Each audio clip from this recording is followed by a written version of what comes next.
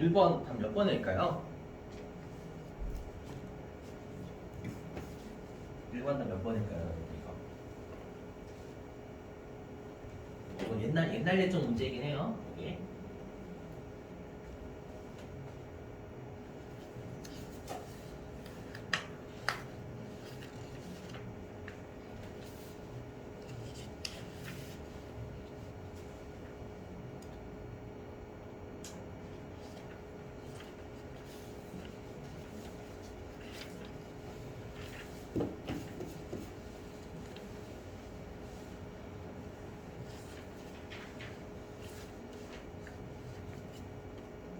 문제가 세법상 사업소득이니까 세법상 이익이 얼마냐 그 뜻이잖아요. 그죠? 그러면 우리가 그 첫 번째 점에 있는 건 다 가산조정이죠. 왜냐면 세법상 수익을 늘리는 게 총수익금의 산입이고, 그렇죠? 오른쪽에 세법상 비용을 줄이는 게 여러분들 필요기미 불산임이잖아요. 그죠? 생각해보면 세법상 수익이 많거나 세법상 비용이 적으면 세법상 이익은 늘겠죠. 이해되시겠어요? 첫 번째 점은 가산 조정이 1,000만 원인 거예요. 되셨나요? 그 다음에 두 번째 점. 필요 경비 산입이 세법상 비용이 많은 거죠. 그쵸? 그 다음 오른쪽에 총 수익 금액 불산입은 세법상 수익이 적은 거죠. 그죠? 세법상 비용이 많거나 세법상 비용이 적으면, 아니, 세법상 수익이 적으면 세법상 이익은 적어져요.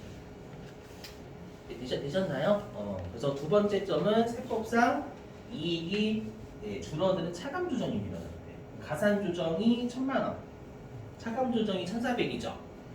하시면 순수하게 차감 조정이 400 나올 겁니다. 그렇죠? 그럼 세법상 이익은 2번이 되겠죠. 600만 원. 되겠어요? 근데 이런 문제는 잘 출제하지 않습니다, 여러분들. 엄밀하게 이런 문제보다는 그냥 이런 거 물어봐요. 다음 중 필요 경비 불산이 같은 거 봅니다, 여러분들. 해보죠.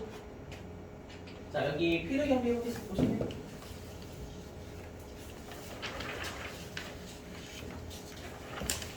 자, 뭐냐? 동그라미 1번은 여러분들 매출원가야, 매출원가. 좋아요, 여기. 판매한 상품이나 제품의 매입가격이 우리가 매출원가죠, 여러분들. 그죠? 근데 우리가 매입, 애누리 할인은 건 빼죠. 그렇죠? 그거고요. 자, 그 다음에 판매장려금의 지급은 소득이 감소한 거 맞죠? 감소했으니까 필요금을 인정하겠다라는 뜻입니다. 자, 그리고 종업원의 급여, 상여금, 복리후생비 다 업무와 관련성이 있죠, 여러분들. 맞죠? 조심하신 건 얘입니다. 필요경비 불산. 여기는 장부에서 비용 처리한 걸 세법에서 인정하지 않겠다 그 뜻입니다요. 자, 일단 소득세는 이미 했죠, 여러분들. 넘어가고. 그 다음에 가사 관련 경비는 업무와 관련이 있어요, 없어요? 가사 말 그대로. 없어요, 가사. 맞죠? 우리가 가사 도움 여러 말 쓰잖아요. 그 가사의 가사. 아시죠? 업무와 관련이 없죠? 그 다음에 주의하실 거면 동그라미 3번인데 들어보시면 여러분들 우리가 법인의 대표자는 법인한테 월급을 받는 개념이 있어요, 없어요? 법인의 대표자는. 삼성전자의 이재용 부회장은 삼성전자한테 월급을 받는 사람이에요, 안 받는 사람이에요? 받는 사람. 맞죠? 임직원은 받는 거죠, 대표자인 우리가 그 법인의 임직원은요. 맞죠? 근데 지금 여기의 대표자는 소득세니까 개인 대표자예요, 개인 대표자. 편의점 사장님이죠.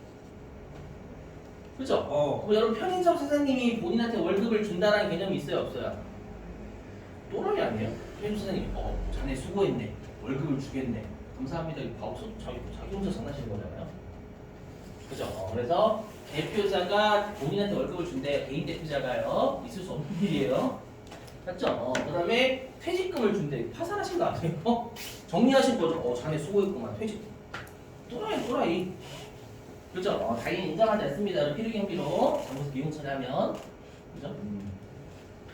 자, 근데 부양가족이 실제로 일을 하면 그건 괜찮습니다. 그렇죠? 내 배우자나 내 자녀가 실제로 편의점에서 일을 한대 월급 주는 건 괜찮죠, 여러분들? 그 뜻이고요. 그 다음에 동그라미 4번인데요. 우리가 비용은 여러분들 이런 뭐 접대비라든지 뭐 감가상각비 같은 거 있죠. 세법은 한도를 두고 있어요. 세금이 너무 줄거든요. 아시죠? 그래서 그때 이렇게 생각하죠. 비용을 한도를 넘어서면 세법에서 비용의 한도는 여기까지만 비용을 인정했다는 뜻이니까 한도를 넘어서면 비용을 인정하지 않겠다 이렇게 생각하시면 됩니다, 여러분들. 그 다음에 동그라미 온 거는 누가 봐도 여러분 제재의 목적이죠. 이거. 벌금, 과료, 과태료, 가산금. 이건 제재 효과를 유지해야 되니까 장부에서 비용 처리한 걸 세법에서 인정하지 말아야 되겠죠, 여러분들. 세법에서 인정하면 이거 제재 효과 떨어지는 거잖아요. 그죠?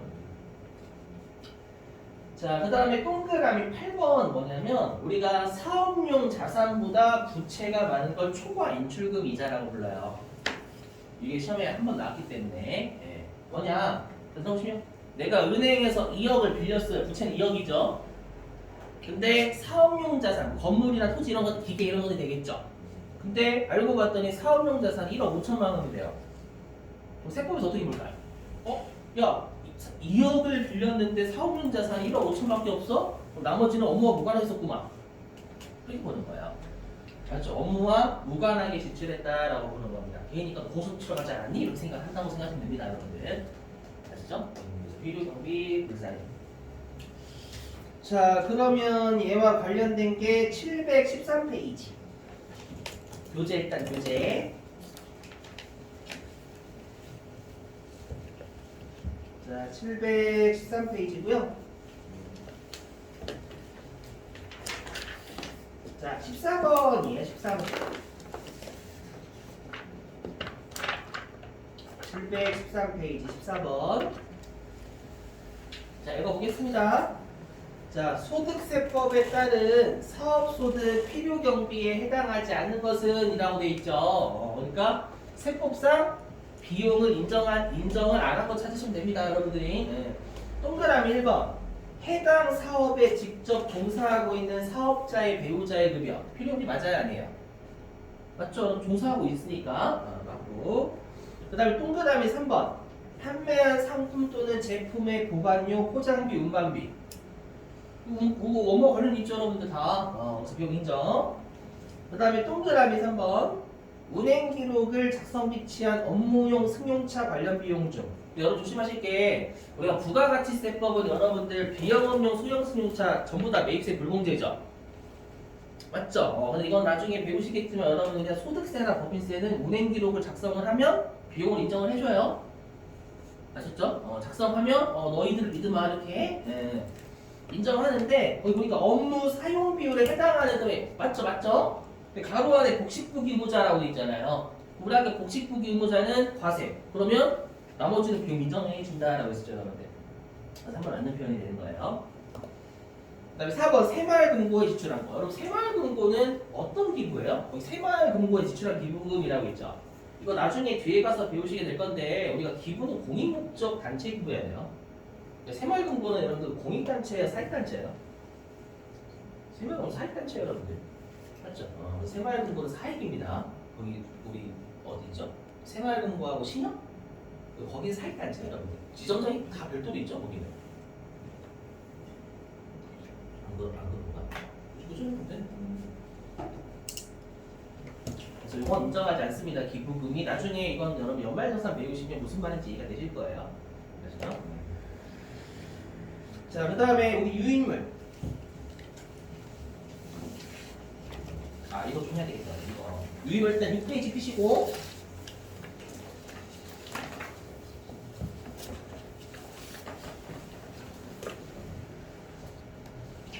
자, 일단 유인물 6페이지 피시고.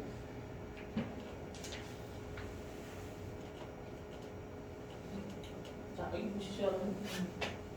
뭐냐면 그 부가가치세법상 매입세 몇 번 낸 적이 있어가지고 설명 좀 할게요. 보시면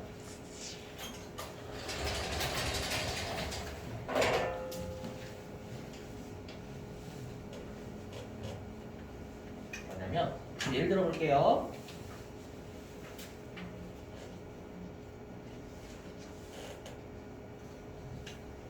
여기서 B는 장부고요, T는 세법입니다, 여러분들. 뭐냐면 예를 들어 볼게요. 내가 회식을 하고요. 회식을 하고 100원 회식을 하고 부가가치세 포함해서 110원을 지출했다라고 해볼게요. 아셨죠? 그러면 우리가 세법은 분계 이렇게 끊기죠. 뭐냐면 현금 110원. 그죠? 근데 회식은 복리후생비 110원인가요? 얼마예요, 여러분? 복리후생비가? 회식을 하고 110원 부가가치 포함해서 지출했대요. 매입세 공제 가능하잖아요, 여러분들. 맞죠? 110원 지출했지만 10원 나중에 내 세금에서 빼주죠. 그죠? 복리후생비 100원으로 줬기잖아요, 실제로. 그렇죠? 나머지는 우리가 부가세 대급금 이라는 자산이죠. 자산이라는 게 그냥 이렇게 처리되죠. 근데 회사가 미쳐가지고 이렇게 했대요. 나 세금 낸 거니까 다 복리후생비야.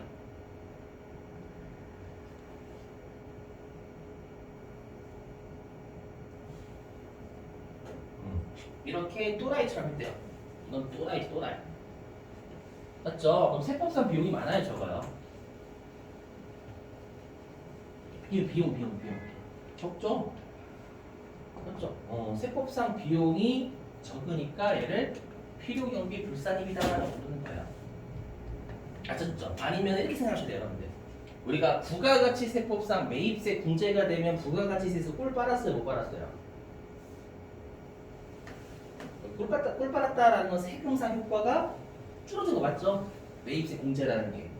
맞죠? 부가가치세법에서 꿀 빨았으니까 여기는 꿀 못 빨게 해주겠다는 뜻이에요. 이렇게 생각하셔도 돼요. 아시죠? 요게 정확한 거, 여기 방금 한 거는 야매로 하는 거. 아시죠? 그 다음에 반대로 뭐냐면, 자, 이제 매입세 불공제들 뭐냐, 이번에는 내가 접대하면서 부가가치세 포함해서 110원 줬대요. 아시죠? 그럼 우리가 세법에서는 어떻게 회계 처리해요? 접대비 얼마 돼요, 여러분들?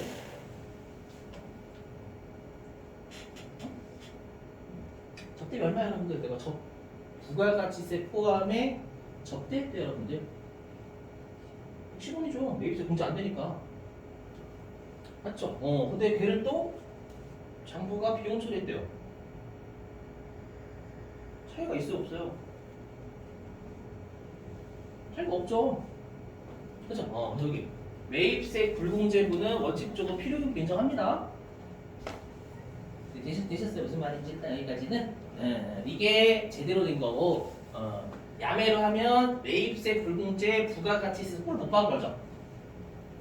맞죠? 못 받았으니까 우리가 소득세에서는 필요경비로 인정한다라는 거 세금 주니까 꿀 받게 해주겠다는 거예요. 근데 문제가 있어. 뭐냐면 얘입니다. 여기 보시면, 자, 세금 계산서 미수취, 필요적 기재사항 누락, 업무 무관과 관련된 것도 매입세 불공제잖아요. 근데 얘네들은 우리가 뭐를 안 한 거냐면 세법상 의무를 안 한 거죠. 그렇죠? 세법상 의무를 안 한 거니까 얘는 제재를 여전히 유지를 해줘야 돼요. 이해되세요? 그래서 원칙은 필요경비 인정이에요. 여기 접대비, 비영업용, 소형승차 얘네들은 세법상 의무와 관련이 없어요. 그러니까 정책 목적상 매입세 불공제인 거고요. 근데 이 아래들은 다 업무와 무관하게 또는 세법상 의무를 안 한 거죠, 전부 다. 그럼 제재 효과를 유지해야 되니까 여전히 필요경비 불산입니다, 여러분들. 무슨 말인지 이해되시겠나요? 이거?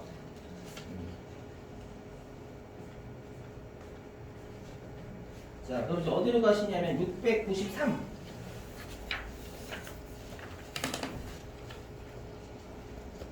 (693페이지)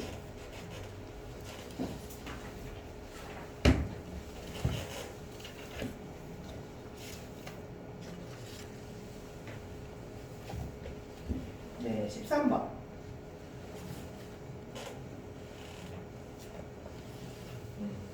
자, 좀 읽어보죠. 문제가 잘 들었네요.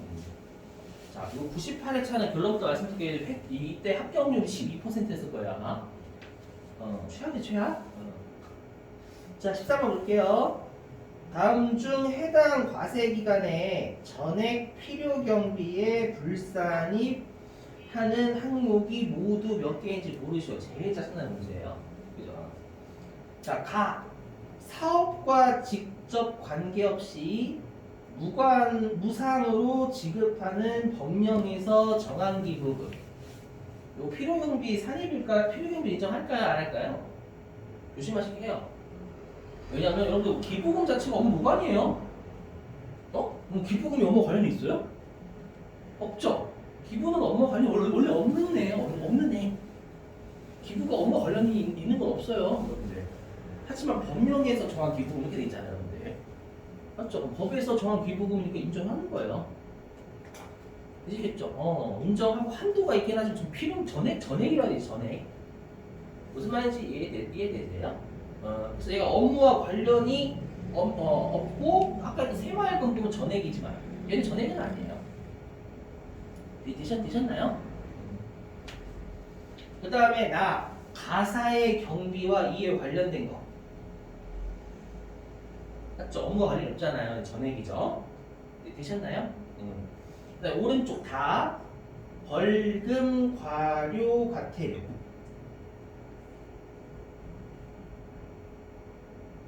이것도 전액이죠, 여러분들. 잘못한 거니까. 되셨어요? 얘는 우리가 전액이 전액. 그 다음에 상급비용. 여러분 상급비용은 비용이야 자산이에요. 자산이죠. 근데 회사가 비용 처리할 때 만약에 상급비용을 그럼 전액 비용이 아니죠, 세법은. 이해되셨어요? 그래서 라도 맞는 표현이고. 그 다음에 대손금. 여러분 대손금이 그거죠. 여러분들 우리가 대손이 확정된 걸 세법에서 대손금이라고 하거든요. 그죠? 근데 여러분들 우리가 대손세액공제 배우시죠? 부가가치세법에서 기억나세요? 그럼 대손세액공제가 되면 꼴 빨았어요? 못 빨았어요? 빨았죠? 그러면 그때는 우리가 비용을 인정하지 않아요. 하지만 대손세액공제가 안 되면 꼴 못 빨았으니 여기서 빨게 해주는 거예요. 그래서 나도 맞는 표현이에요. 죄송해요. 많은 대손금은 전액이 아니에요. 이해되세요? 표정이 안 좋으신데? 여기 보시면은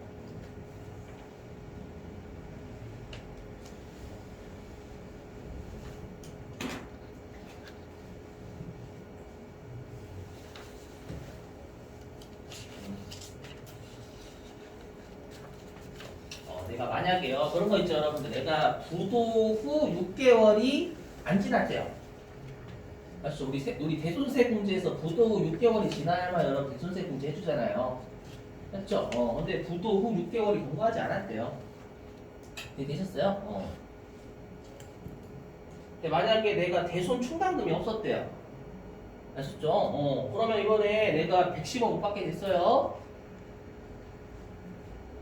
그죠? 못 받게 됐어요. 그럼 우리가 대손세 공제가 되면 어떤 게 되냐면 여기에 우리가 부가세 예수금 이렇게 빼잖아요, 여러분들. 하고 여기에 대손 삼각비와 같은 비용 잡죠. 대손세 공제가 된다면. 대손 출당이 없다라 가정하면. 그렇죠? 되셨어요? 근데 얘가 대손세 공제를 만족을 못해요. 그 말은 이거 차가 안 해주겠다라는 거잖아요. 이해되셨어요? 그러면 세법은 대손세 공제가 안 되면 똑같이 비용 60원이에요. 되셨죠? 이렇게. 그럼 장부도 똑같이 처리했겠죠. 만약에 전부 다 110원 처리했다면 이해되세요? 필요금 인정하는 거예요. 이때. 무슨 말 되시겠어요? 저 답이 3번, 답이 2번이에요. 2번. 전액 필요금이 불산입하는 건 세 가지죠. 세 가지. 가고 많은 아닌 거고. 되셨나요? 이런 문제는 출제를 안 할 건데 98대가 너무 어려웠어요, 여러분들. 그래서 나중에 98회 할 때는 좀 멘탈 나가실 수 있어요. 합격률이 12%라는 건 최악이었어요, 최악. 그때. 아셨죠? 그래서 나중에 98회 차를 점수가 낮게 나와도 여러분 너무 신경 쓰지 마세요. 알았어? 자, 그럼 우리 유인물로 할게요. 6페이지. 자, 이제 우리 유인물 6페이지요. 9번 해보실래요, 여러분들? 유인물 6페이지 9번. 유인물 6페이지 9번.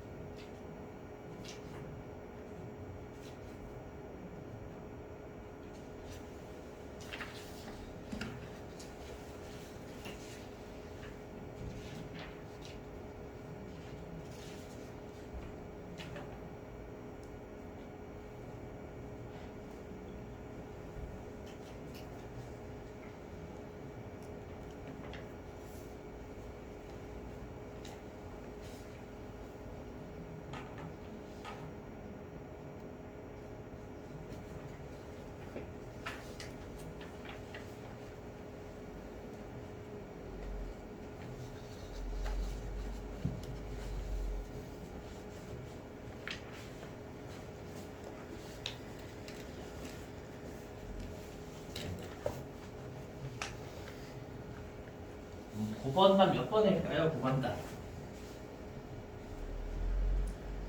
야, 몇 번일까 몇 번? 9번 답은 1번인데 1번?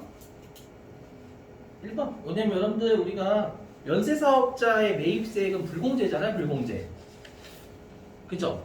매입세 불공제죠. 연쇄사업자. 그때 우리가 우리는 부가가치세고요. 맞죠? 소득세는 우리가 매입세 불공제는 당연히 비용이 맞아요. 소득세는. 이해되세요? 우리 면세사업은 여러분들 업무와 관련이 없는, 우리가 뭐 세법상 의무를 안 한 것도 아니죠. 그냥 면세사업자도 매입세, 네, 미안하지만 과세사업에 쓰지 않으니까 불공제 누웠잖아요, 여러분들. 여기 면세 관련 매입세 불공제 필요한 게 맞아요. 네, 되셨어요? 이렇게. 그 다음에 2번은 여러분 손해배상금이니까 이거는 이 비용을 인정하지 않습니다. 그 다음에 동그라미 3번 아까 여러분들 보수 친 거 초과 인출금 이자를 그렇게 불러요. 이렇게 아까 맞죠? 2억 빌렸는데 사업용 자산이 1억 5천밖에 없어요. 5천만 원을 초과 인출금 이자라고 부른다면서요. 네. 되셔요 이거? 그러니까 승부비용 자산인 거고 비용이 아니라. 네, 되시겠나요? 자, 그 다음에 어디냐면 300 우리 교재 734페이지.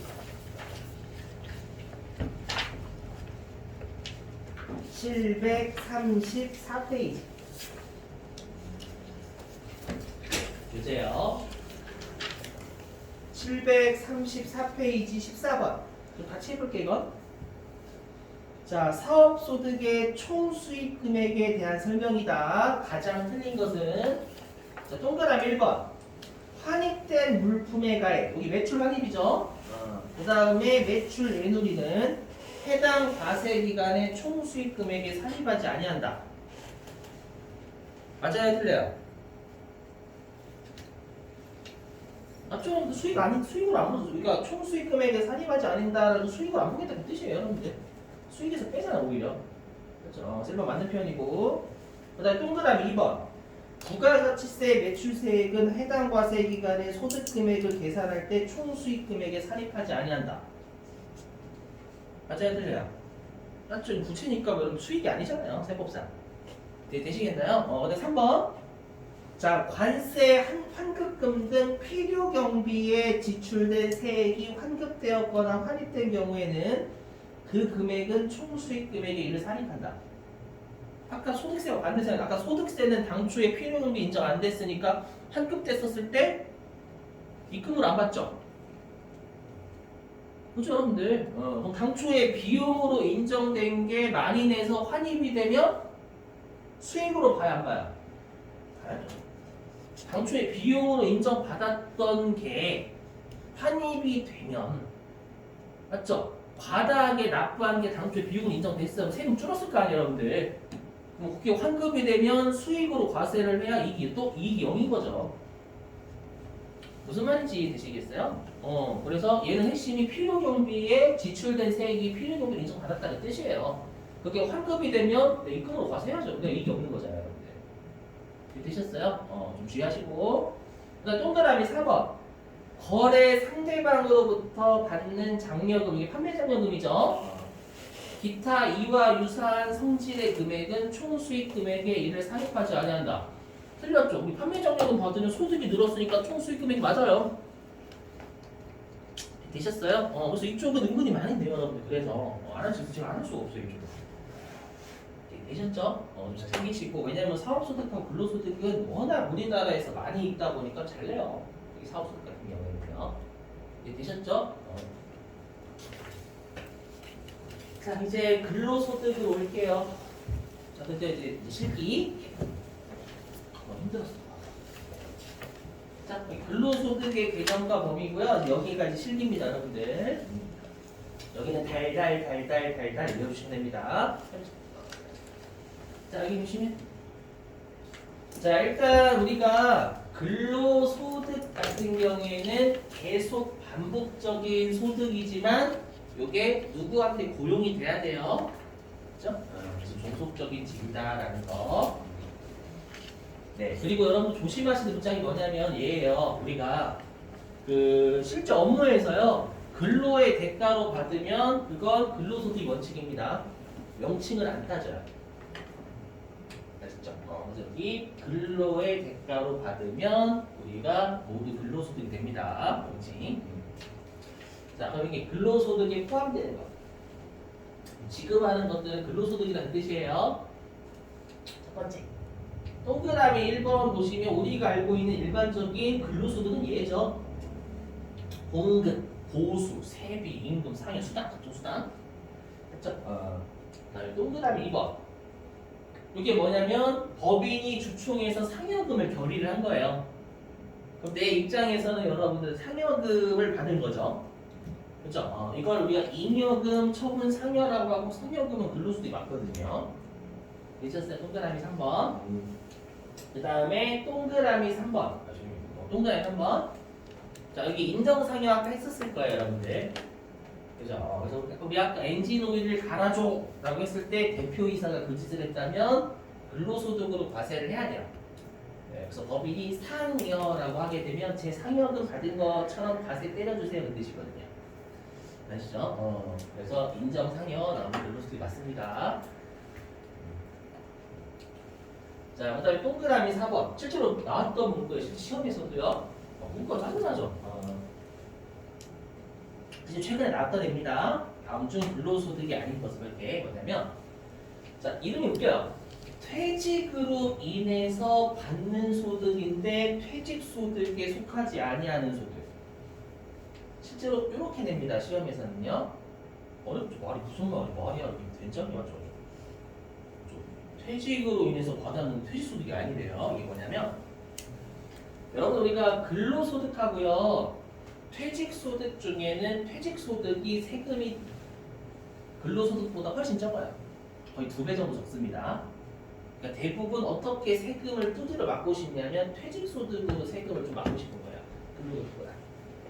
아시죠? 특히 우리가 임원 같은 경우에는 자신의 퇴사를 선택을 못하죠. 그렇죠? 임원 같은 경우에는 그냥 주총에서 너 잘 못하네 꺼져.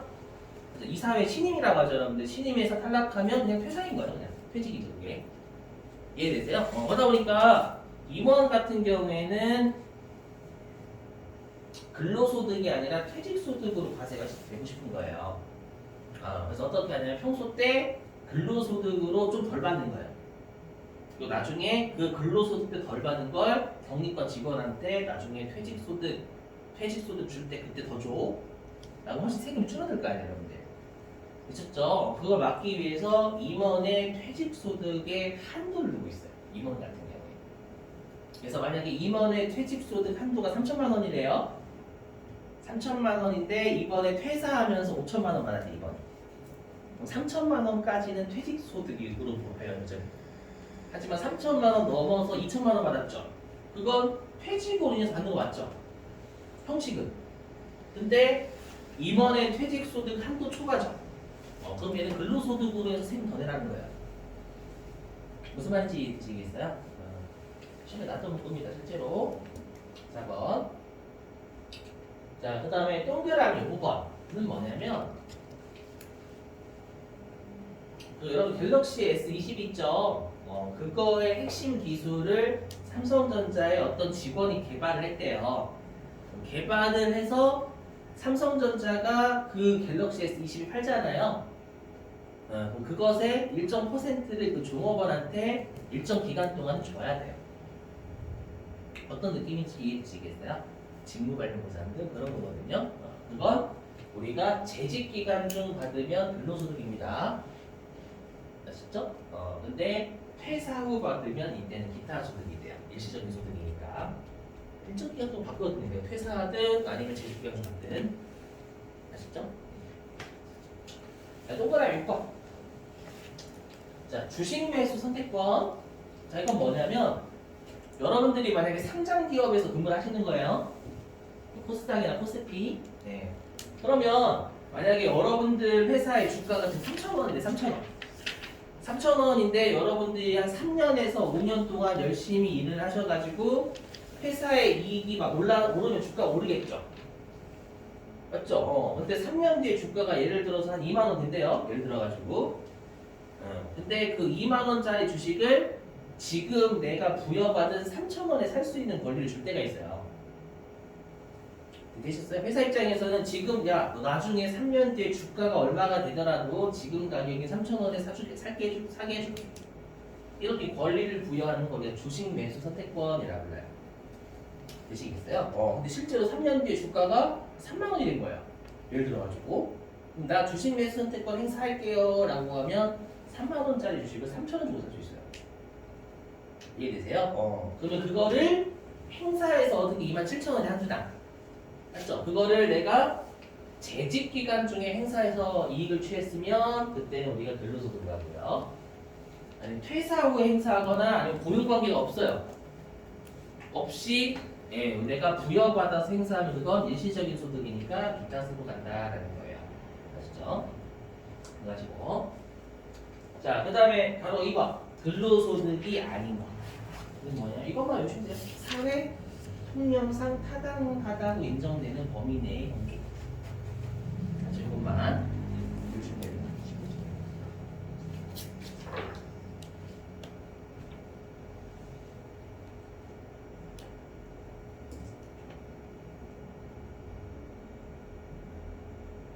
여기 보면 682페이지 가보실래요? 682페이지. 682페이지.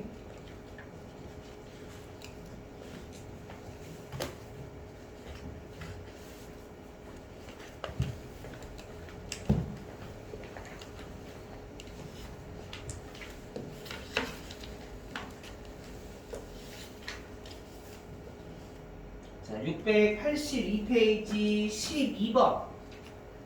좀 읽어볼게요. 12번. 자, 다음 중 근로소득에 포함되지 않는 것은 자, 동그라미 1번 근로를 제공하고 받은 모습 근로소득이죠 당연히. 네. 동그라미 2번 주주, 총회 등 의결기관의 결의에 따라서 받는 상여. 이거 아까 잉여금, 처분, 상여라고 했었죠. 이거 맞는 표현. 네, 되셨어요? 주총회에서 상여금 결의한 거예요. 상대방 받는 사람 상여금이 맞죠, 여러분들? 네. 그 다음에 얘예요. 동그라미 3번 퇴직함으로써 받은 소득으로 퇴직소득에 속하지 아니하는 소득. 되세요? 아까 요거 동그라미 4번 문장. 있다고? 그 다음에 동그라미 4번 사업주가 종업원을 위해서 직장 회식비로 지출하고 회식비 주는데 근로소득이 얼마나 회식하지 않겠어요? 나 미안하다 회식 못하겠다 근로소득 과세된다. 맞죠 여러분들? 맞죠? 얼마나 억울해요. 회식비는 당연히 근로소득 과세면 안 되겠죠 여러분들. 되셨죠? 그 다음 동그라미 2번 할 동그라미 2번은 다른 곳에 좀 적어주세요 여러분들. 이게 가끔 시험에 나오니까 요건데 요거 동그라미 2번 근로소득에 포함되지 않는 거 있거든요. 요거는 좀 여러분들이 좀 중요해요. 나중에 실제로 업무에서도요. 그렇죠? 빈 공간에다가 적으시면 돼요. 뭐냐면 이게 여러분 좀 어렵거든요. 이걸 좀 축약 좀 하죠. 축약 좀. 되게 무구하면 어렵잖아. 무슨 말인지. 그죠? 축약 좀 할게요.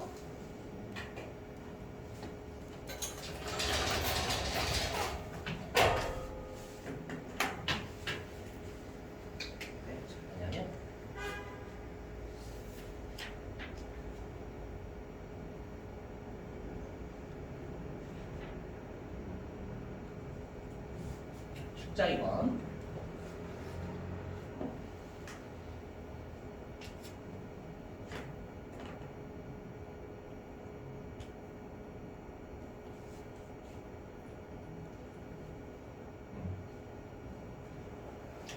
출자 임원. 출자 임원은 여러분들 이재용 부회장이라고 생각하시면 돼요. 임원이면서 지분이 높은 사람. 1% 이상인 사람 출자 임원이라고 보고요. 그 다음에 출자 임원 이외라고 할게요. 나머지 이외. 이거 나중에 실제 업무에서도 많이 중요해요. 여러분들. 뭐냐? 자, 우리가 사택 제공이.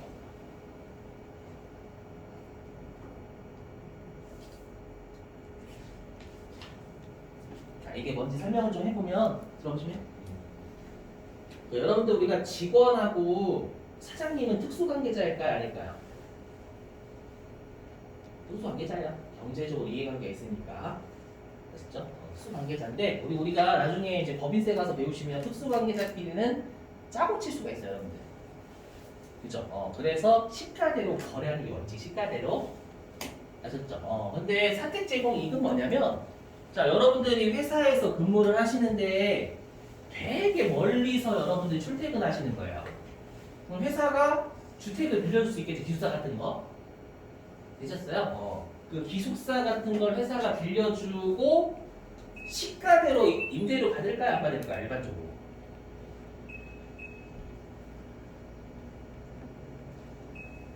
회사가 시가대로 임대료 잘 안 받죠, 여러분들. 되시겠어요? 그러면 나는 시가에 미달한 임차를 내는 거죠. 되셨나요? 그래서 여기에서 사택 제공 이익은 뭐냐면 근로자가 이득을 취하는 거야, 근로자가. 그래서 여기서는 시가에 미달하게 임차료를 내는 거 얘기하는 겁니다.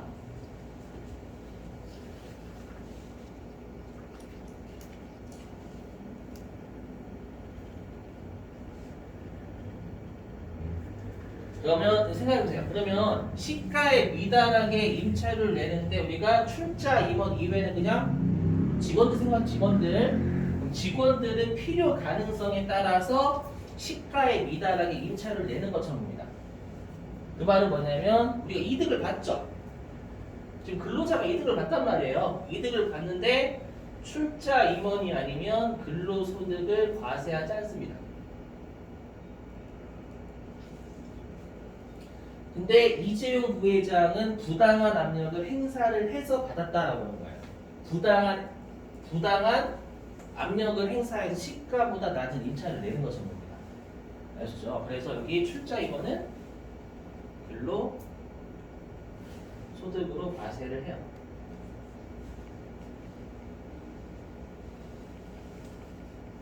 되셨죠? 자, 그 다음에 이제 주택자금 대여인.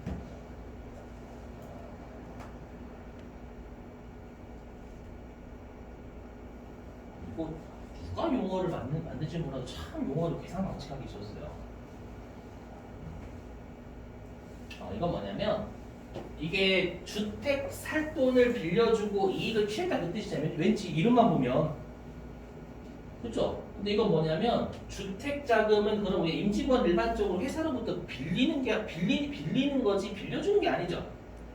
그렇죠? 그래서 얘는 뭐냐면 시가 미달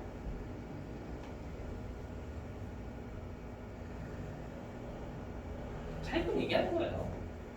항상 임직원이 이득을 취하는 동네거든요, 여기는. 임직원 같은 경우에는 주택 살 돈이 되겠죠. 맞죠? 주택 살 돈이나 아니면 전세 보증금을 낮은 이자율로 빌린 거예요. 무슨 말인지 이해되셨어요? 그럼 이득을 취한 거죠. 회사는 손해본 거고.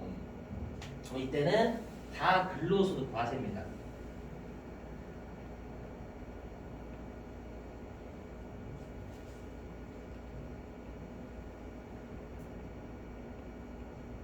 얘는 왜 그럴까요? 왜냐면 여기 있는 건 금액이 억 단위로 나옵니다. 여기는 억 단위고 위에는 몇십만 원 단위죠. 그죠? 억 단위니까 제재를 하겠다라는 거. 금액 크기 때문에 다 되죠. 근데 예외가 있으면 누구냐면 중소기업의 직원은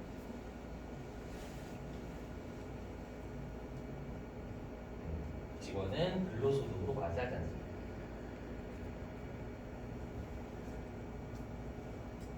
그러니까 중소기업의 직원이 좀 면제를 더 준 거죠, 그런데.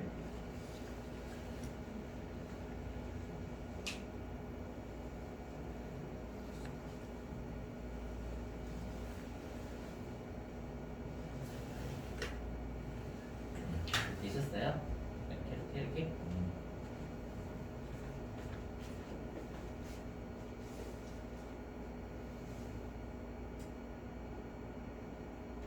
자, 그러면 유인물 몇 페이지로 가주시냐면 8페이지 가시죠. 8페이지.